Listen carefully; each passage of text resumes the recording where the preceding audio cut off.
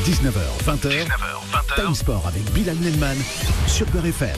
Bonsoir à tous et bienvenue sur l'antenne de Beurre FM dans votre émission quotidienne sportive Time Sport, 19h, 20h comme chaque jour, du lundi au vendredi. Aujourd'hui, dans cette émission, on parlera de justice avec le président d'Angers, Saïd Chaban, visé par une plainte pour agression sexuelle. Mais aussi, notre invité pour la première fois sur l'antenne de Beurre FM, Bakary Camara, inventeur du Tip Top. Ah ça va être assez sympa. Ousmane Dembélé du côté du FC Barcelone, l'éternelle rechute qui risque de le priver de cet Euro 2020. Sans oublier aussi la Ligue 1 Conforama avec le temps attendu. Là aussi, Saint-Etienne, Olympique de Marseille. Le coup d'envoi de ce match qui se déroulera du côté du Chaudron, Geoffroy Guichard, sera donné à 21h. Et on parlera aussi en fin d'émission de Dimitri Payet ou la tentation du départ avec ses fameuses déclarations. N'oubliez pas de bien réagir avec le 01 53 48 3000, le numéro du standard, mais aussi sur le tutosphère avec tous vos commentaires qu'on passera à l'antenne avec toute l'équipe de Time Sport. C'est parti, go Time Sport. Time Sport.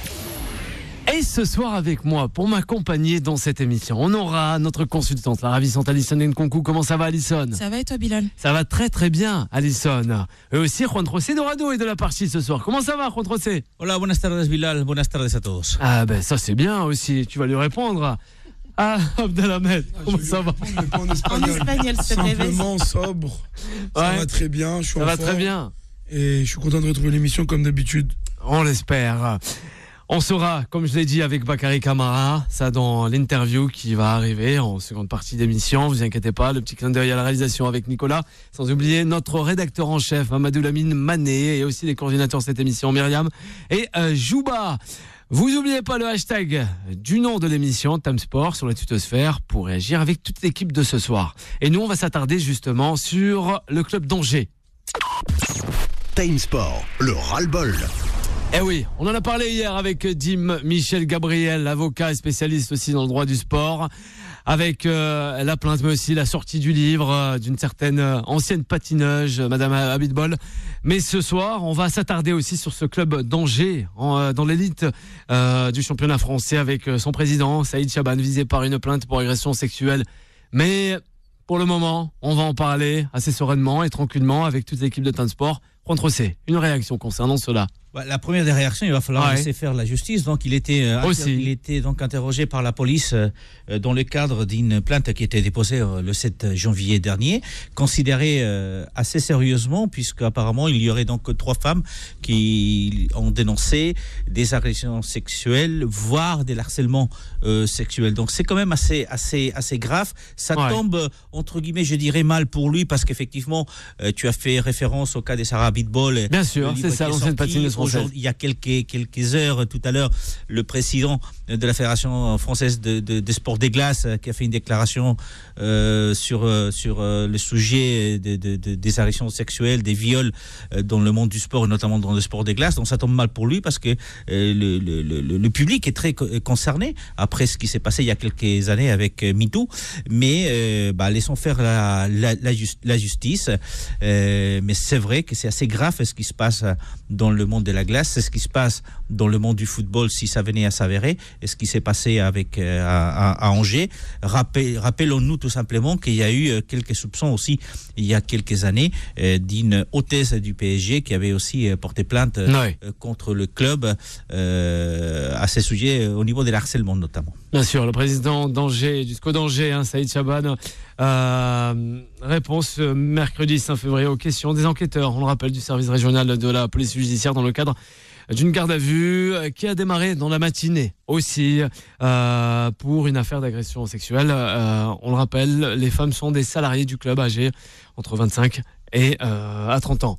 Alison, réaction, on t'écoute. Les langues commencent à se délier dans le milieu du sport, et surtout chez les femmes. On l'a eu chez les actrices, et maintenant c'est un mouvement qui s'étend plus largement. On a parlé de Sarah Abitbol avec son livre, cette médaillée olympique du patinage sur glace, qui dénonce elle le viol de son entraîneur, de l'un de ses entraîneurs. On a aussi dans le milieu du ski 2 skieuses qui ont porté plainte aussi, Marie Martinode et Ophélie David, et on a aussi l'escrimeuse Astrid Guyard Donc c'est des langues qui se délient. On appelle à ces femmes, à ces jeunes femmes, à ces anciennes sportives, à ces sportives actuelles, à dénoncer, à libérer la parole. Maintenant, ce qui concerne le président du SCO, pour l'instant, l'enquête est en cours, donc on ne peut pas se prononcer, on ne peut pas avérer des faits ou non. On verra ce que dit l'enquête, mais comme disait Juan José, ça tombe à pic, malheureusement pour lui, parce que c'est un sujet qui est très épineux et qui commence à faire surface dans le milieu du sport. Donc on verra ce qu'il en est pour lui en tout cas. Ouais. Moi, il y a quelque chose qui m'interpelle, c'est que ce qui se passe donc avec les agressions sexuelles, l'harcèlement, etc. Ça me rappelle quelque part, et je fais un parallélisme avec ce qui s'est passé dans le football. D'abord avec le racisme, tout le monde donnait pour évident que c'était comme ça. Et puis on a commencé à en parler. Et puis voilà, on sait que on commence vraiment à travailler pour éviter ça dans le football. Et puis il y a eu par la suite les cris homophobes et les discriminations homophobes dans le monde du football. On en a parlé beaucoup dans cette émission. Et maintenant, c'est autour effectivement des harcèlements sexuels, des agressions sexuelles, etc. Donc c'est bien aussi que le football commence à parler, comme disait Alisson, de tout ça. Donc on a commencé par le racisme, l'homophobie, et maintenant on parle des agressions sexuelles et de l'harcèlement sexuel. C'est bien, je pense que le football est en train de se libérer d'un certain nombre des carcans qui le tenaçaient. Et maintenant, écoutez, laissons faire la justice toujours, mais effectivement, la parole doit se libérer aussi dans le monde du sport, même si, comme Sarah Abitbol l'avait signalé, quand tu es sportif des hauts niveaux, c'est très compliqué de libérer sa parole parce qu'on veut aller aux Jeux Olympiques, parce qu'on veut gagner des championnats, parce qu'on veut participer. Surtout. Et parce qu'on est très jeune, aujourd'hui, c'est pas des sportifs, c'est des employés du club, mais encore une fois, tant mieux qu'ils prennent la parole et qu'elles ne se laissent pas faire. Abdallah, on t'écoute concernant ce premier sujet dans cette émission qui est un déjà là, concernant l'enquête en cours, c'est un peu compliqué de se prononcer. Maintenant, c'est vrai qu'il y a de plus en plus de cas, malheureusement, dans le sport ou même ailleurs, mais c'est vrai que Sarah Abitbol, on va dire ça comme ça, elle a ouvert des portes, elle a permis à des femmes de se libérer sûrement d'un poids, d'un fardeau qu'elles arrivaient peut-être plus à assumer ou qu'elles n'arrivaient pas à sortir d'elles-mêmes. Donc il y a eu les déclarations là, des employés qui travaillent pour le SCO d'Angers. C'est assez compliqué, mais franchement, il y a de plus en plus de cas malheureusement, et on va voir l'enquête où elle va nous mener. Mais c'est pas dit qu'on ne trouve pas d'autres cas là dans les prochains jours à venir de certaines femmes ou autres qui ont envie de porter plainte et de dénoncer. Ouais. Moi, quelque part, j'aimerais qu'effectivement on ait la vérité sur ce qui se passe ou sur ce qui s'est passé, mais au-delà de ça, il faut se poser la question sur l'impact que ça va avoir sur le club. On sait qu'Angers est plus ou moins installé depuis une dizaine d'années en Ligue 1. On sait l'importance du président, qui est quand même premier actionnaire à 93%. Du club lui appartient. Est-ce que ce qui se passe à titre personnel aujourd'hui va avoir un impact sur les clubs, sur les résultats, sur l'organisation du club, ou est-ce que effectivement si ça va plus loin, est-ce que il va décider de faire un pas des côtés et laisser la présidence du club justement pour éviter d'amener ou pas avec lui, sombrer avec lui, faire sombrer le club avec lui. Ouais, mais ça, c'est une question à laquelle on pourra répondre selon l'avancée. Seulement selon l'avancée de l'enquête. Exactement. Parce que voilà, c'est ça. Si lui est impacté, vu que c'est l'investisseur majoritaire, et ça va très vite. À ce moment-là, il entraînera malheureusement le club dans sa chute. Mais s'il est blanchi, il y a eu d'autres affaires. Il y a eu d'autres affaires dans le football, dans le sport, des gens qui ont été blanchis d'horreur ou d'autres, et ça s'est très bien passé pour eux par la suite. Donc vraiment, ça dépendra de l'issue de l'enquête. Oui, on gardera un œil de près concernant le SCO d'Angers, que ce soit dans les résultats, mais aussi au travers de cette affaire. Merci à toute l'équipe. On va enchaîner avec notre invité de ce soir. Time Sport. Bakary Camara, inventeur qui crée des business, et oui, depuis 17 ans, que ce soit un concept innovant de magasin autour du football, cas de foot, c'est cédé en 2012, faut le rappeler, une innovation comme le Tib Top, chaussette de contention qu'il invente en 2001 pour résoudre le problème des protèges tibia qui ne tiennent pas, et il crée aussi des concepts et les commercialise, un vrai businessman, et vraiment aujourd'hui on l'accueille avec nous sur cette antenne de Beurre FM pour en savoir un petit peu plus. Comment ça va, Bakary? Bonsoir. Très bien, merci de m'accueillir. C'est un vrai bonheur de participer à cette émission avec vous. Eh oui, chef d'entreprise du côté de la Seine-Maritime, près de Rouen, c'est bien ça, issu de Rouen. Sa spécialité, justement, ces fameuses protèges tibia pour les footballeurs. En 2019, il pourrait justement bien révolutionner ce domaine-là. Et nous, on l'espère en tout cas, parce qu'on accueille quand même des fois des start-upers et en devenir, même en grossir leur activité et faire connaître cela à travers le pays, même ailleurs. Aujourd'hui, comment vous est venue cette idée sur les protèges tibia? Parce que c'est vrai que les protèges tibia, c'est assez fou quand même. Bon, par exemple, je peux pas en porter. C'est quelque chose qui a pas bougé depuis. Abdel en porte pas quand il joue. Juan Trocé, je sais pas s'il en met, mais c'est vrai, c'est un peu comment on fait. Juan Trocé, il a la retraite, Alisson, je sais pas s'il en met. Mais alors. Premièrement, c'est vrai qu'il y a une évolution quand même dans le port des protèges tibia qui est obligatoire pour tous les footballeurs, à toutes les compétitions. On avait pour habitude avant de mettre des protèges tibia assez conséquents, assez costauds, qui protègent à la fois la cheville, qui montent jusqu'au genou, enfin voilà.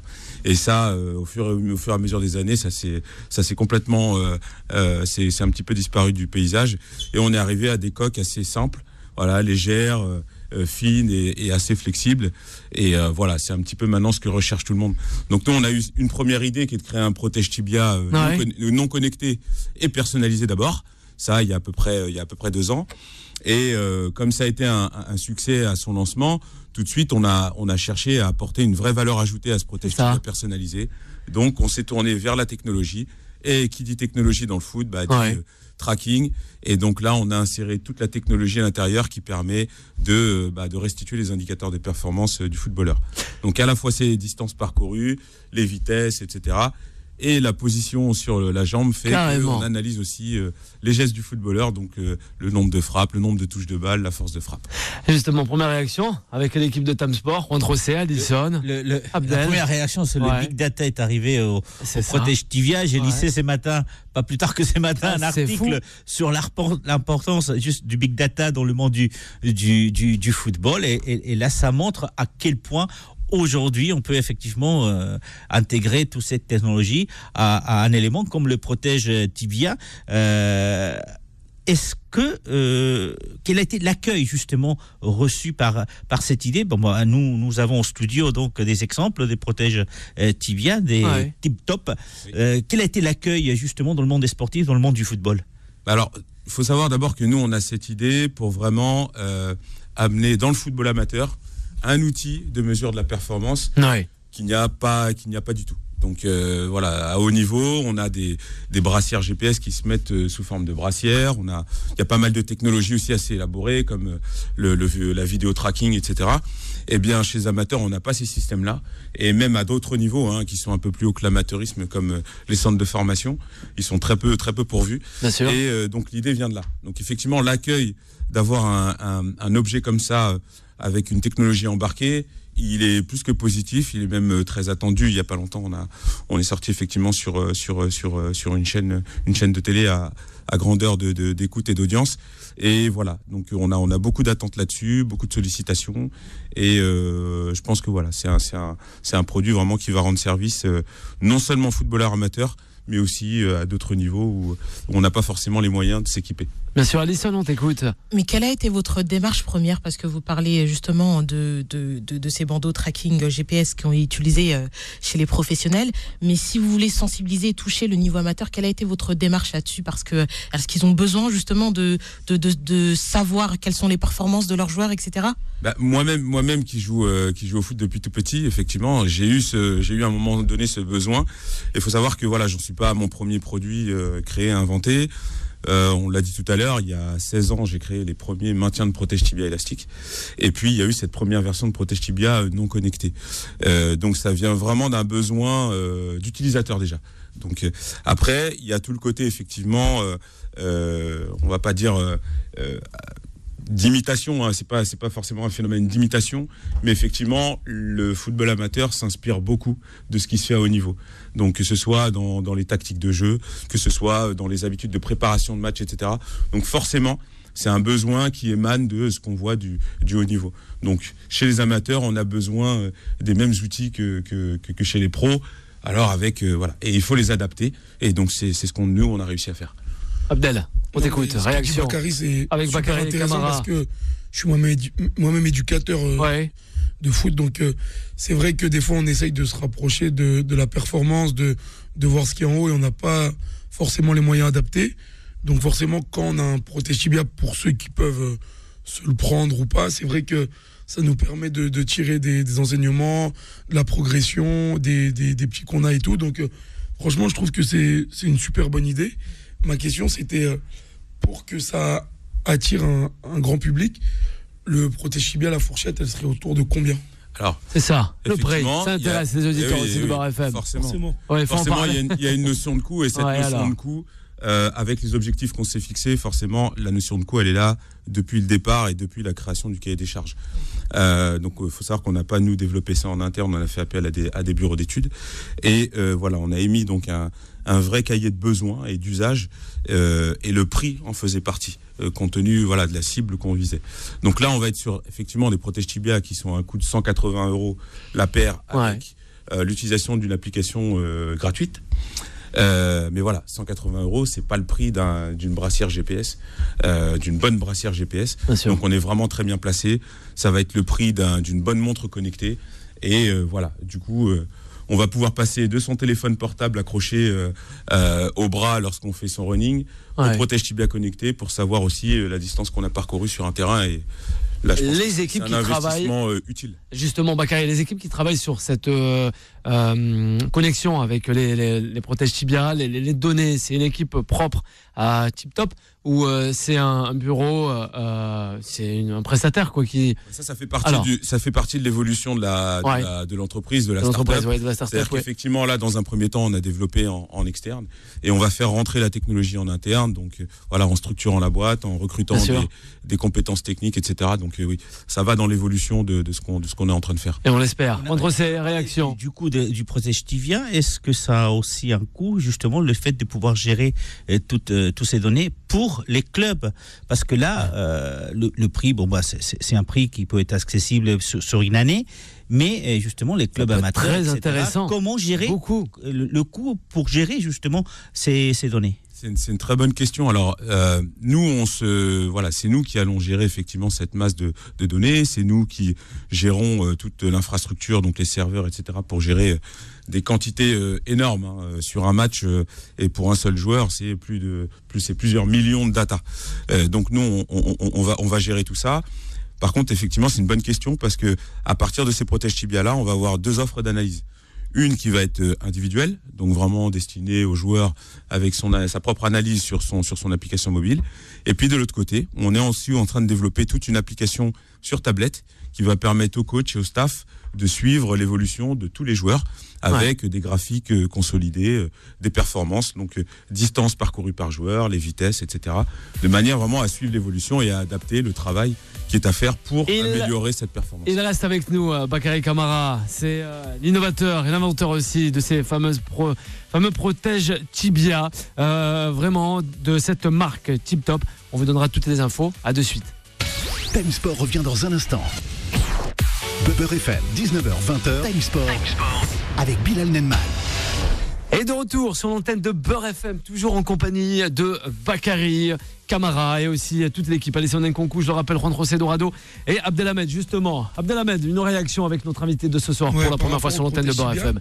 Bon, vu que le foot, c'est quand même un sport de contact, est-ce que c'est assez résistant? Est-ce qu'il y a, comment dire, ça va assez tenir face au choc, etc., ou ça a une durée limitée, en gros? Bon, comme je l'ai dit tout à l'heure, effectivement, on n'en est pas à notre première version de Protège Tibia. Donc voilà, on a appris de la mise en place de ce Protège Tibia de cette première version. Il y a toute une série de certifications, de protection individuelle du joueur, etc. Et du coup, on se sert de cette protection individuelle pour placer derrière la technologie et qu'elle soit aussi protégée. Donc tout ça, c'est bien évidemment, c'est éprouvé. On est à 2 ans de recherche et développement, donc beaucoup de tests, beaucoup de choses qui vont vers cette certification et qui nous autorisent à le mettre sur les terrains. Oui, Alison. Est-ce qu'on peut rappeler brièvement, parce que on l'a dit, mais c'était dans une réponse, quelles seront les données exactes collectées par les Protège Tibia ? Alors, on a toutes les données qui émanent du GPS, donc distance parcourue, vitesse de course peut-être aussi, les différentes allures. Ouais. Donc selon qu'on soit en marche, en running, voilà, on a des pourcentages qui donnent ces allures. On a la vitesse maximum. Ouais. Et on a le nombre de sprints à haute intensité. Ça, c'est voilà, pour évaluer un petit peu la dépense énergétique et l'investissement du joueur. Et ensuite, on a le nombre de touches de balle et la force de frappe.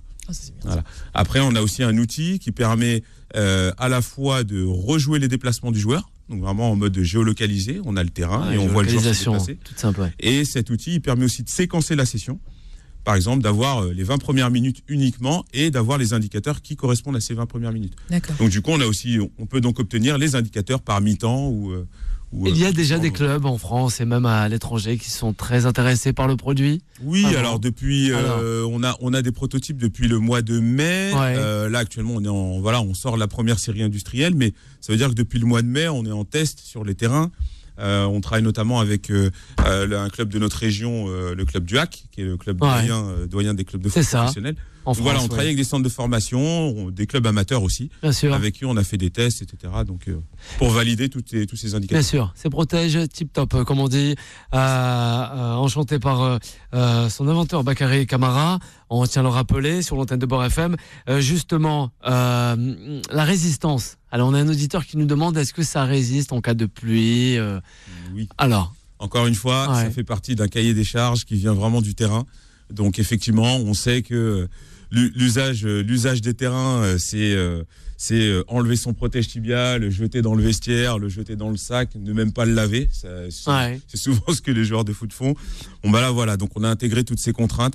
Bien évidemment, il va pas être plongé dans une bassine d'eau, mais en tout cas, il est protégé contre l'humidité, contre la pluie, etc. La carte électronique qui est à l'intérieur subit un procédé de ce qu'on appelle de vernis de tropicalisation. Donc ça résiste à la fois à l'humidité, résiste au froid, à la chaleur. Voilà, toutes ces contraintes sont bien exploitées. Du bon matos, quoi. Hein, Juan José. Oui, effectivement. On termine avec toi, Juan José. Non, mais c'est très intéressant parce qu'effectivement, je disais, c'est vrai que le big data a pris le monde du football, du sport de façon générale, et ça apporte effectivement plus d'efficacité pour les entraîneurs notamment, justement pour pouvoir évaluer les données des joueurs. On sait notamment pour les joueurs pros. Je ne sais pas, par contre, après, je me pose la question, ça fait un peu peur que justement les joueurs amateurs, ceux qui sont les dimanches matins sur les terrains soient aussi connectés que le sont les joueurs pros, mais ça promet effectivement, ça peut le faire. Comment dire, ça permet aussi de détecter la puissance physique d'un certain nombre de joueurs sur lesquels on va pouvoir miser, justement parce qu'on a ces données quand ils sont adolescents, et on voit très bien qu'effectivement ils ont la possibilité d'aller au-delà physiquement au moins. On va terminer avec Bakary Camara justement, mais on va le garder avec nous durant cette émission, durant la fin de cette émission. Bakary, avec justement ce bon matériel, y a-t-il des ambassadeurs qui font les beaux jours de cette fameuse marque et Tip Top? Alors sur cette technologie, pour l'instant, en termes d'ambassadeurs, on a surtout, comme j'ai dit tout à l'heure, les clubs avec lesquels on a travaillé. Sûr. On a fait même un petit tour du monde pour la tester dans différents pays. On est allé au Qatar, aux Pays-Bas, au Canada. Voilà, le retour est le même, et c'est quelque chose qui est très attendu. Sur une version non connectée, on a énormément d'ambassadeurs. On travaille beaucoup avec notamment Pierre-Emerick Aubameyang depuis très longtemps. Quand même. On a Viviane Assey aussi, qui est Girondin de Bordeaux et joueuse de l'équipe de France. Enfin, voilà, on a pas mal de joueurs comme ça. Et là, donc sur le connecté, voilà, c'est des choses qui arrivent. On est en train de les faire tester par certains joueurs de foot professionnels et on espère que ceux-là deviennent nos ambassadeurs. Pourquoi pas Kylian Mbappé, ambassadeur de cette marque-là. Mais bien sûr, ça sera assez sympa quand même. Oui, non, mais il faut. Pourquoi pas. On lance l'appel sur l'antenne de Beurre FM. Nous l'aimons tant, ce gamin de Bondy qui n'est autre que Kylian Mbappé. Pour le plus grand plaisir aussi d'Abdel Ahmed. Oui, tu vas la prendre là, la protège-chimage, tu vas le prendre, hein? Je crois qu'il me l'a bien vendu. Hein. Ouais. Ça me plaît bien. Enfin, ouais, ça le plaît. Même à Juan Trocé, même s'il a la retraite. Concernant le ballon. On va l'offrir. Alisson, on va les offrir à Alisson. En tout cas, il va bien rester avec nous. On va donner l'adresse pourquoi pas, pour en réserver. Ils sont en vente. Hein, ils sont en vente sur le site TipTop. Donc c'est bien TIB comme Tibia, tiptop-connect.com. Donc connect avec 2 N. Et donc il faut savoir que ces protèges tibia sont aussi personnalisables. Donc vous pouvez y mettre vos photos. Ce qu'on veut.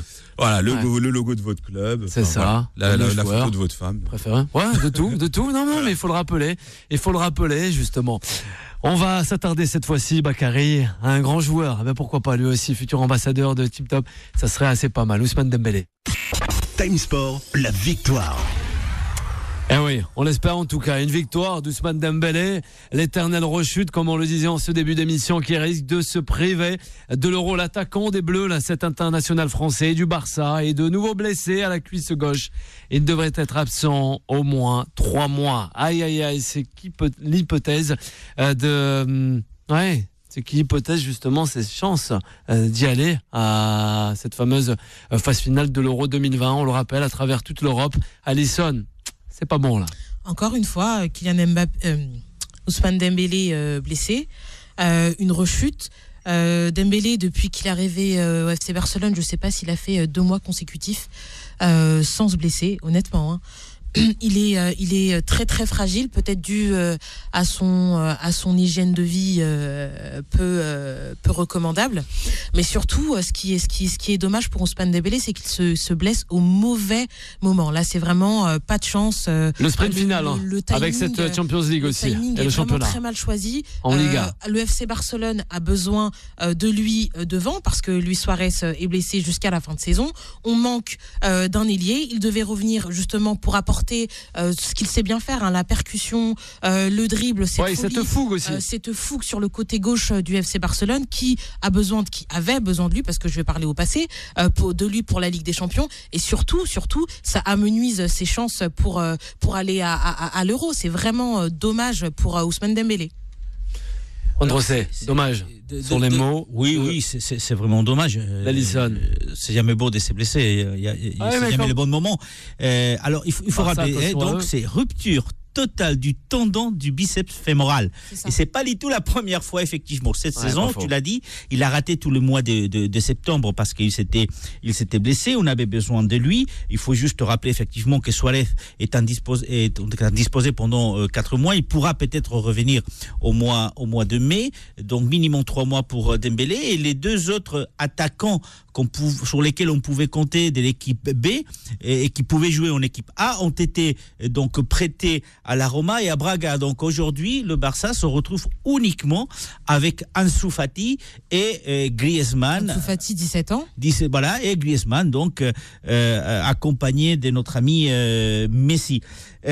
À l'une des questions que tu as posées tout à l'heure, 148 matchs depuis qu'il est là, il n'en a joué que 75. C'est ça. Donc, il joue un match sur 2 depuis qu'il est à Barcelone. Donc, les stats font que on s'est posé déjà la question il y a quelques mois de savoir si il a un avenir au FC Barcelone, et on se pose encore plus aujourd'hui s'il a un avenir au FC Barcelone. Et ça m'amène à vous dire, est-ce qu'il a un avenir en équipe de France? Est-ce que quand il va revenir, s'il revient, parce qu'on se pose la question s'il va revenir avec le Barça, tout simplement parce que vous savez que la Liga espagnole, dans les statuts de la Liga espagnole, de la FIFA d'ailleurs, si vous avez un joueur qui est blessé plus de 5 mois, vous pouvez le remplacer.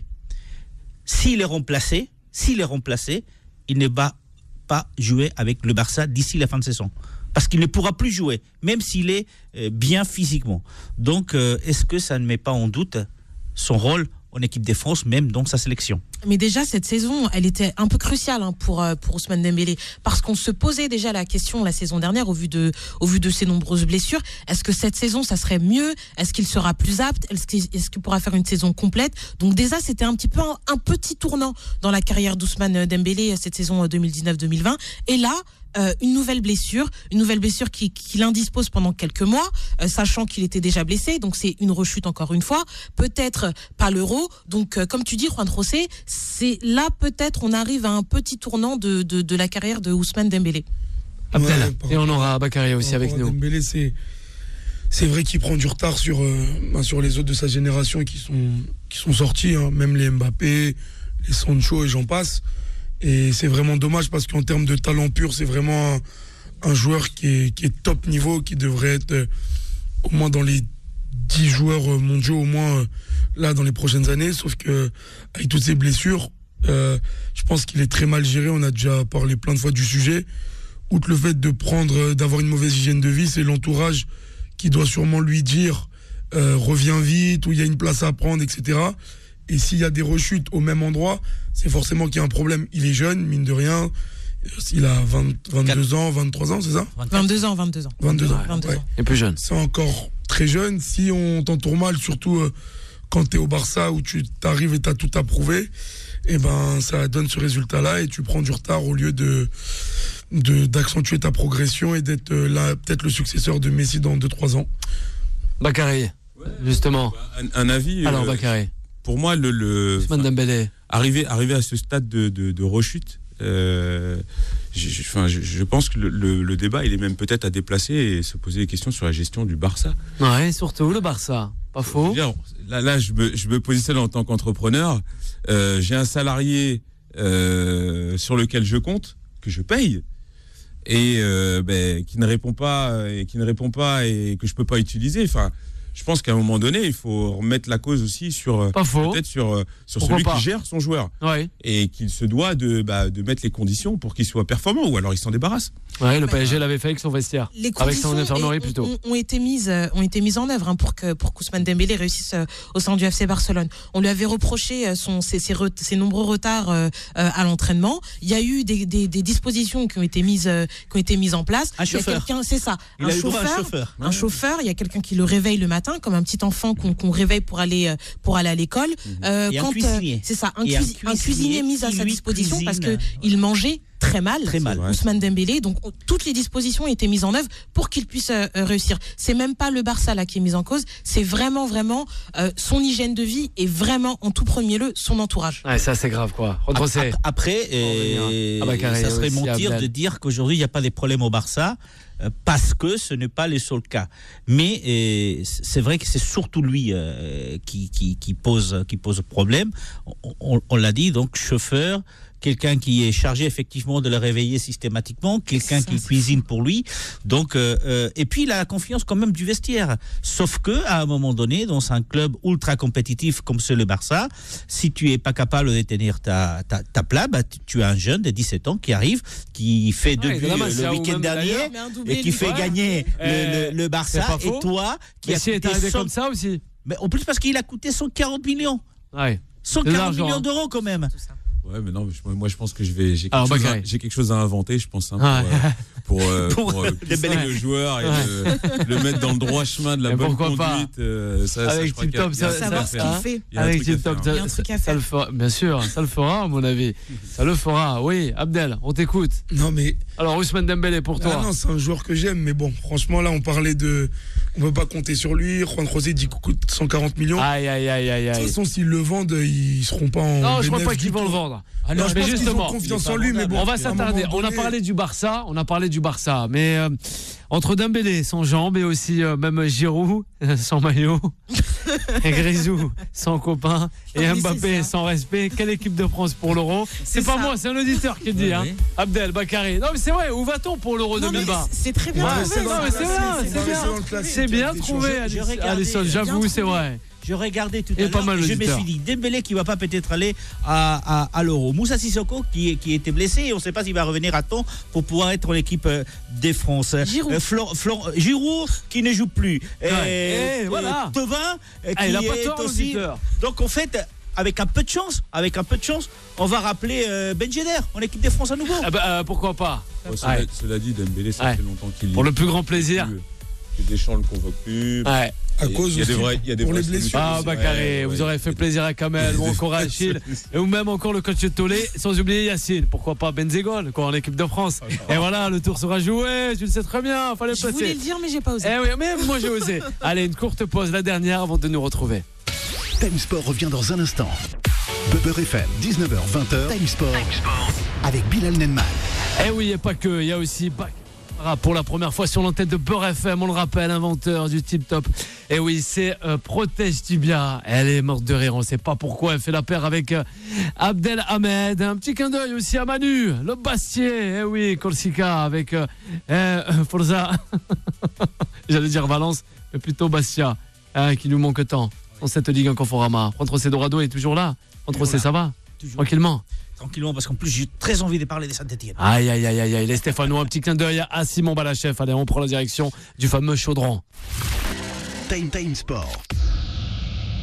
Le duel. Oui, c'est le fameux duel de cette 23e journée de Ligue 1 Conforama. Et le coup d'envoi sera donné à 21h. On va essayer d'avoir la composition des deux équipes. Et avant la rencontre, Saint-Etienne est classé à la 15e place de cette Ligue 1 Conforama, cette Ligue des talents. Et son dauphin, le dauphin du Paris Saint-Germain, Marseille, 2e. Que dire contre C pour les Stéphanois? La première des questions que je me suis posée, c'est: y a-t-il vraiment un duel entre une équipe qui est 12e du championnat il est là, c'est Marseille. Attends, qui est 15e à 15 points de derrière, mais surtout avec une équipe qui prend énormément de buts, 35 en Ligue 1 en à peine 22 matchs. Donc, y a-t-il vraiment un duel entre ces deux équipes? La seule chose qui est semblable entre toutes les deux, c'est qu'ils marquent plus ou moins autant. Je crois qu'il y a 4-5 buts de différence depuis le début de saison. Mais c'est vrai que Saint-Etienne est dans une mauvaise passe.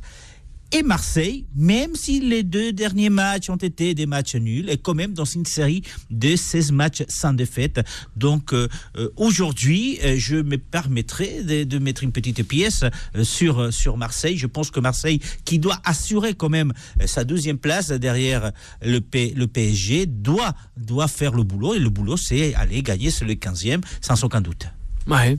Non, mais je suis un peu d'accord avec Juan José. Je comprends pas du tout. La saison de Saint-Etienne, je la trouve même pas coupée en deux, mais pourtant ils ont des joueurs de qualité en termes d'effectifs. Ils doivent au moins se placer comme l'année dernière, proche des places européennes. Mais je pense que la campagne en Ligue Europa de début de saison, ça a biaisé la première partie et donc ils sont en difficulté. Mais en termes d'effectifs, il y a des noms quand même connus et qui sont pas venus juste pour signer. Ils sont venus normalement apporter un plus à l'équipe. Maintenant, Marseille, même s'il reste sur 2 matchs nuls, ça reste très solide. Je pense que ce soir, ils vont l'emporter. Ce sera peut-être pas facile, ce sera peut-être pas le plus beau match, mais en termes d'efficacité, Marseille a retrouvé quelque chose avec Villas-Boas. On n'arrête pas de le dire, qui est sûrement la meilleure recrue du club depuis un moment. Mais oui, pour revenir à Saint-Etienne, je comprends vraiment pas leur début de saison, avec des joueurs blessés, avec des choix souvent particulier, même si Puel il a essayé de rechanger un peu les choses au niveau des joueurs et de faire jouer un peu tout le monde, et ils en sont à un point où ils sont 15e et ils jouent le maintien. C'est pas normal pour un club qui s'est tué l'année dernière à jouer l'Europe et qui aurait pu même accrocher le tour préliminaire de Ligue des Champions. Donc comme on dit souvent, la Ligue des Champions, le championnat est très très bizarre et on le voit encore avec une affiche comme ça qui devrait être normalement qui devrait opposer normalement les 6 premiers du championnat là. Ça devrait être comme ça. Saint-Etienne devrait être dans les 6 premiers, Marseille pareil. Là on se retrouve avec quelqu'un qui joue le haut de tableau et quelqu'un qui joue le maintien. Donc c'est compliqué. Ouais. Bakary, on aura Alisson. Il se passe pas grand chose à Saint-Etienne, c'est vrai, par rapport à ce qu'on a pu voir l'année dernière. Autant il y avait des joueurs sur lesquels on savait qu'il allait se passer quelque chose, comme Kazri, notamment, qui était vraiment chef de file de cette bande de verts. Là, à un moment donné, même si on a vu Kazri a mal démarré la saison, il y a Bouanga qui a pris un peu le relais, donc on aurait pu un petit peu compter sur lui. Mais bon, c'est pas suffisant, et du coup, on a un Saint-Etienne qui est très, qui est médiocre et qui arrive pas, à passer la 2e, quoi. Alisson, justement, Marseille, malheureusement, Saint-Etienne, à la suite de Bakary. Ça ne sera pas un match à enjeu directement, mais ça sera un match à objectif indirectement pour les mais il n'a pas tort. Objectif de Marseille, garder cette place de dauphin et en vue d'accrocher la Ligue des Champions, rester toujours sur le haut du tableau. Et pour Saint-Etienne, on l'a assez bien résumé, je ne vais pas revenir dessus, c'est de se sortir du bas de tableau et sortir de cette zone de relégation. Malheureusement, comme le disait Abdel, ça devrait être une très belle affiche de haut de tableau entre les 3-4 meilleures équipes de Ligue 1, et c'est un peu à l'image de notre Ligue 1 cette saison. On ne comprend pas trop ce qui se passe. Les équipes qui ont un bel effectif, finalement n'y arrivent pas trop. Les équipes moyennes arrivent à accrocher les 3, 4e places. Voilà, c'est ce qui se passe. Donc Marseille, si Marseille est solide et fait un match sérieux, je pense qu'ils devront l'emporter devant Saint-Etienne. Surtout, il y a une chose qu'il ne faut pas oublier, et Alisson a tout à fait raison, il y a des objectifs. Marseille n'est qu'à 3 points devant Rennes qui va faire jouer très bientôt Nsonsi, qui peut apporter un plus. Donc s'ils font pas attention, ils peuvent se faire rattraper par Rennes, sans oublier que Lille n'est qu'à 6 points. Donc 6 points, c'est juste 2 matchs perdus ou un match perdu et 2 matchs nuls. Donc c'est assez compliqué, il faut faire très attention. Et puis on sait la polémique qui agite Marseille depuis les déclarations de Villas-Boas, qui se posait la question, est-ce qu'on va continuer, je vais continuer ou pas l'année prochaine? Est-ce que ça sert à quelque chose de jouer la tête du championnat pour aller en Champions League ou pas? Donc ils doivent quand même assurer cette 2e place, c'est très important, parce que derrière tout ça, il y a aussi un objectif économique qui est clair et dont on sait qu'on va parler. On termine avec toi, peut-être. Non, pas grand-chose à ajouter. Mais la dernière rubrique de cette émission. Non, mais franchement, moi, Saint-Etienne, c'est une équipe que j'aime bien voir, un peu la comme compo n'est pas Rennes. tombée. Et franchement, ça me surprend et ça me fait un peu mal au cœur, entre guillemets, de les voir là. Comment ils peuvent jouer à cette place-là? Le maintien, là, on est en train. Ils ont beaucoup dépensé en plus, les Stéphanois, cette saison. 200 millions. Ils essayent de sortir de la zone de relégation. Ça fait très longtemps qu'on n'a pas entendu ça chez Saint-Etienne. Et franchement, là, ils vont jouer le ventre mou et c'est pas franchement là on les attendait, mais bon. On l'a assez répété, c'est comme ça que notre championnat est cette année, on doit s'y faire. Allez, dernière rubrique de cette émission. Time Sport, le mode pressing. Allez, toujours en compagnie de Bakary Camara, l'inventeur de ces fameuses prothèses tibia, Tip Top. Justement, avec aussi toute l'équipe de Time Sport, on va parler de ce fameux international français Dimitri Payet qui a mis le feu aux poudres. Et oui, Alisson, en conférence de presse en évoquant son avenir et celui de l'Olympique de Marseille. Tout le monde sait l'attachement que j'ai au club. Je cite, pourquoi je suis revenu. L'objectif, c'est bien sûr de ramener le club en Ligue des Champions. Après, je rejoins le coach sur ce qui a été dit. Se qualifier pour la Ligue des Champions, c'est bien. La jouer, c'est mieux. Si c'est pour ensuite se qualifier et avoir un effectif qui ne permet pas de la jouer dans de bonnes conditions, forcément que moi aussi je me poserai des bonnes questions, à savoir s'il faut rester ou aller voir ailleurs. Une sortie médiatique qui remet encore une fois l'Olympique de Marseille et l'extra sportif au cœur des débats. Eh oui, Alisson, ça promet encore. C'est agité. Eh oui, toujours Marseille, la sulfureuse. C'est agité, c'est des déclarations plutôt osées de Dimitri Payet quand même. Il n'a pas peur. Il a évidemment pas peur. Ça fait sourire Bakary, ça. Il monte, il monte au créneau, il va au front. Marseille est parti pour accrocher la Ligue des Champions avec Dimitri Payet qui dit Ligue des Champions dit revenu, donc dit peut-être, après il faudra regarder de plus près les comptes de Marseille, dit peut-être recrue pour renforcer l'effectif de Marseille. Donc si Marseille se renforce, pourquoi pas faire, après je dis pas qu'ils vont faire une épopée en Ligue des Champions, soyons réalistes, mais pourquoi pas passer les phases de poule et après on verra, c'est quand même osé. Et Dimitri Payet, il veut partir, mais il veut partir où? C'est là est la question. 33 ans, c'est ça. Il veut partir. Son âge. Justement. Il aura 33 ans donc dans très peu de temps, 33 ans. Et il a encore 2 années de contrat. Et soyons clairs, personne va payer les 30 millions que ça a coûté. Et son salaire aussi. Oui, voilà. Et lui, c'est 500 000 euros bruts par mois. Ah oui. Et c'est 30 millions ce qu'il a coûté. Donc personne ne va payer ça pour un joueur, aussi beau soit-il. il va avoir ses 33 ans. 33 ans. Alors partir, le seul club qu'ils peuvent payer, c'est si vous partez en première ligue. Et même Abibay, notre confrère de Canal+, c'est assez dubitatif face à cela. Tu as raison aussi. Attention, la dette estimée de Marseille pour cette année, c'est autour des 60 millions. Ils ont besoin des 30 millions. En fait, sa déclaration à lui, c'est bien, est-ce que je vais continuer ou pas ? Déjà, il va être un peu la monnaie d'échange, justement, pour sauver Marseille. Je pense qu'il partira à la fin de saison.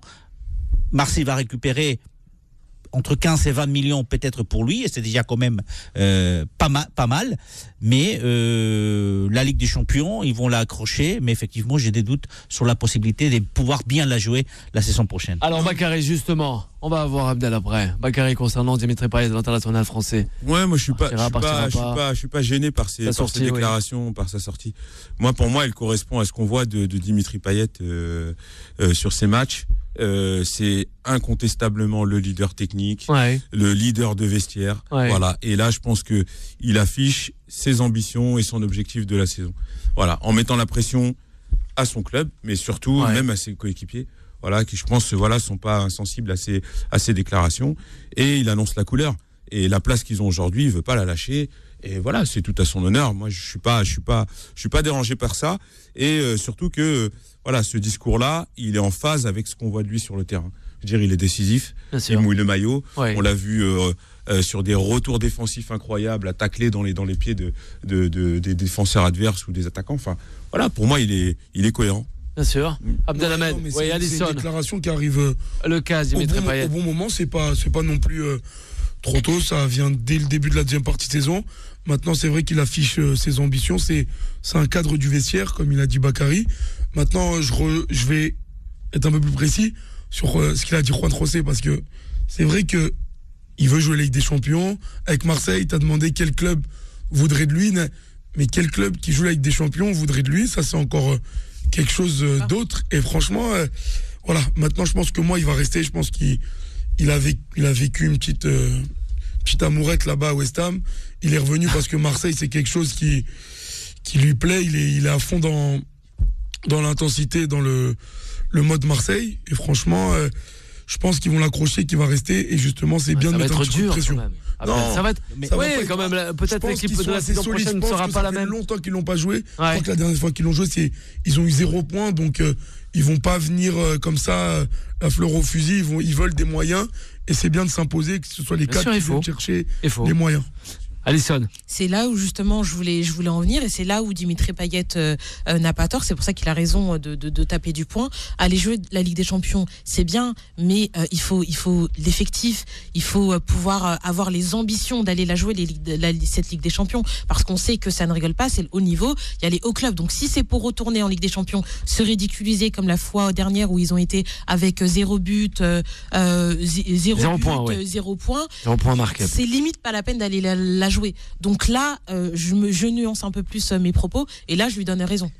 Juste un pronostic. Carrément, je vous dis Dimitri Payet va faire une fin de saison vraiment étonnante, des très hauts niveaux. Il va profiter des blessures des attaquants français pour être rappelé par Didier Deschamps. Même si Didier Deschamps ne voulait pas, il y a quelques semaines, à laisser entendre. Mais la réalité, c'est qu'aujourd'hui, il y a beaucoup de blessés et des gens qui reviennent. Nostradamus sort de ce corps. S'il est en forme, il ira en équipe de France. S'il va en équipe de France à l'Euro et il fait un bon Euro, il pourra partir.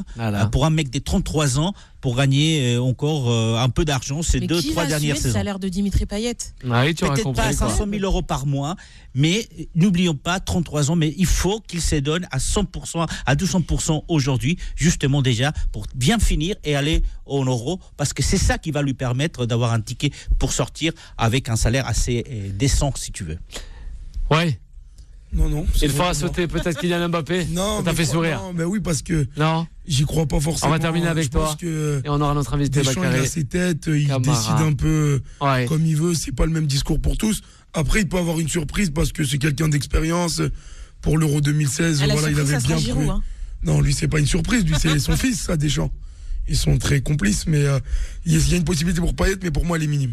Allez, on termine avec le mot de la fin avec Bakary Camara, inventeur de Tip Top. On vous écoute justement. Bakary, on espère que ça vous a fait plaisir d'avoir été avec nous. Ça m'a fait très très plaisir. On peut retrouver sur les réseaux sociaux aussi. Ça file à une votre marque, les infos à balancer. Voilà, donc, aux éditrices et aux éditeurs qui nous ont rejoints en cette fin d'émission. Connect, c'est le nom de la solution, donc tibtop-connect.com. Donc ça renferme un protège tibia connecté qui va donner tous les indicateurs de performance du joueur, connecté à une application mobile qui, elle, permet de visualiser et d'améliorer ses performances.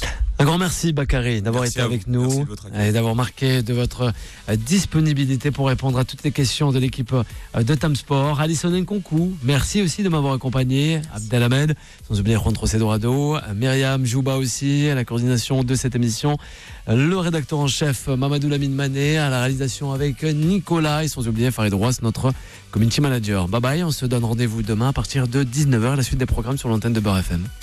Retrouvez Time Sport tous les jours de 19h à 20h et en podcast sur beurrefm.net et l'appli Beurre FM.